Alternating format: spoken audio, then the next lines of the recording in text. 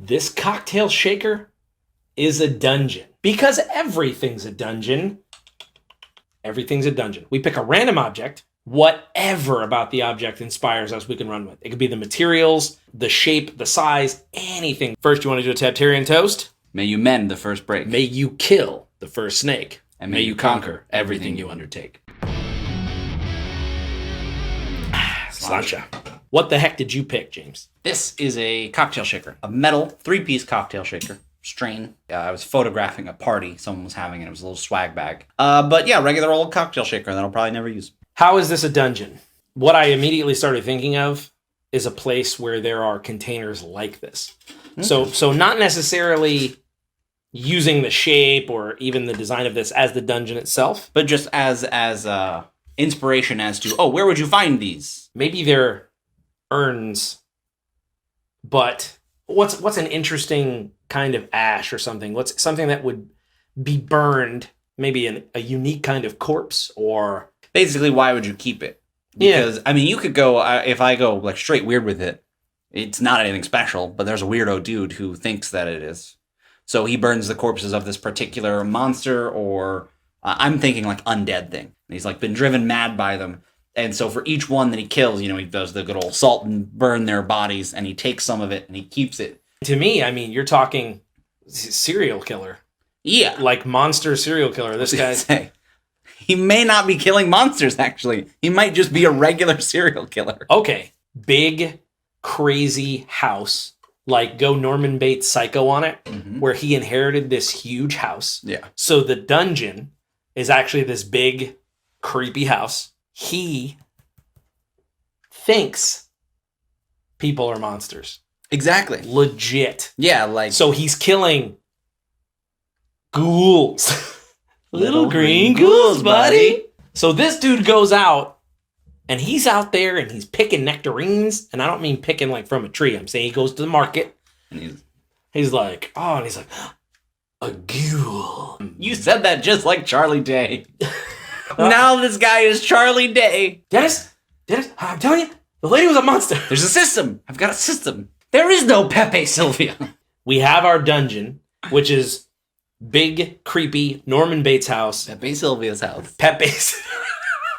But I'm like, I'm going to use the word hotel because consider that inns are always like, yeah, we've got 5 rooms upstairs. I'm like, no, this is like there's no reason you couldn't have a hotel. And I think it would be really cool if this lunatic actually was very good at running a hotel. As crazy as he is, he only sees certain people as monsters. Yeah, he's not crazy like crazy stupid. He's crazy like... No, like just everyone's okay, we're using the word crazy, but it's a fantasy world, at least in what we're doing. There's a curse on him. He has inherits a cursed magical item that he begins wearing, and that's what causes it. Like, something is happening, and this also allows there to be an end game for the players that isn't just killing this crazy person. Something a little lighter than possession, but a little, like, he knows what he's doing. He is doing it. But, so, he's really good at running a hotel. Yes. And he's probably has money, and, other people kind of run it. He's not, like, the only one, but he's not a poor businessman. So, we don't want to go super sadistic, which... You're probably all thinking H.H. Holmes, famous serial killer who built a murder house specifically to kill people. To do murders. Yes, this is not that. It's a ghoul. This person in particular, this Charlie Day hotel owner, inherited the hotel from his parents. He's trying to make them proud. And again, he's afflicted.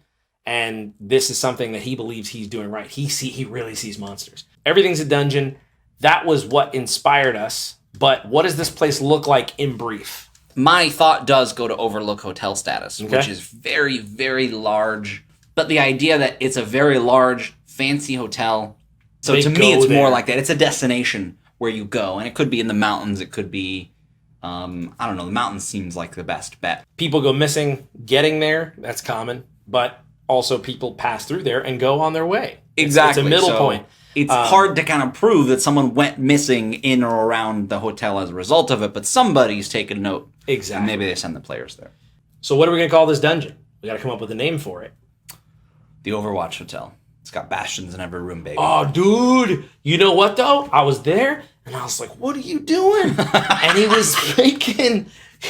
No, you know what he was doing? He was making a Winston towel animal. Over what? Over what? hot. Immediately, I'm looking at this thing, and I'm like, calling it something Anvil, but make it a cocktail, like a drink, like the... This thing is happening where, at the moment, I'm like, wow, I can think of one cocktail, and it's the name of a place that exists in the U.S. Manhattan. Manhattan. The Winston Church Mountain. Clamato and Troll Banana. The Sandy McMandy. The Hot Horse Legs. The Needle Whistlers. The Buttery Narple. The Not Star Wars. The Not Star Treks. The Star Wars. Gooey Green Fluid. Gooey Green Fluid, buddy. Okay. I think maybe a cocktail name is cool, but it's not necessarily the way to go. I think because cocktails get their names from other things that exist. So you're like... So unless we went through the trouble of coming up with cocktails in Dragon Grin and then named it after that, it doesn't really work. Correct. The Anvilpeak Hotel. Okay. Part of it is built into the mountain. And I think that that's kind of cool because it'll be like a closed off wing that guests aren't allowed in. And going into some lore, it could have been an old mine shaft or something. You know, Sure. There's a reason there's a hotel here, and maybe they mined, and there's like very deep mine shafts that are closed off now in this wing or whatever. Right. Which could mean crazy dungeons, but that's how the family got rich and built this hotel.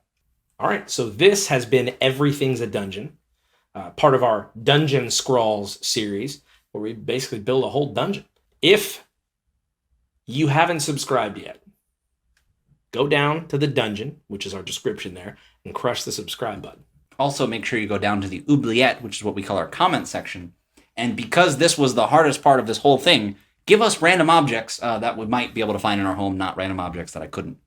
That we can have on stream, talk about, show off, and build dungeons from, because we can kind of do it from anything based on this particular video. Everything's a dungeon. I also want to know what you'd make out of this, Robert Graham Shaker. I'm Tim. It's my brother James. We're Tabletop Terrors, and until next time, may your dice roll high. Like, there's no soap in here, and I got shot by a Hun. Okay. Do not steal the complimentary toiletries. Trace will be like, ping, ping, she'll take it right out of your bag.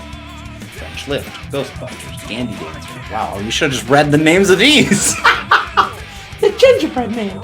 So sometimes your creative decisions are not good, and you can go back on them and not feel bad. That's the fun.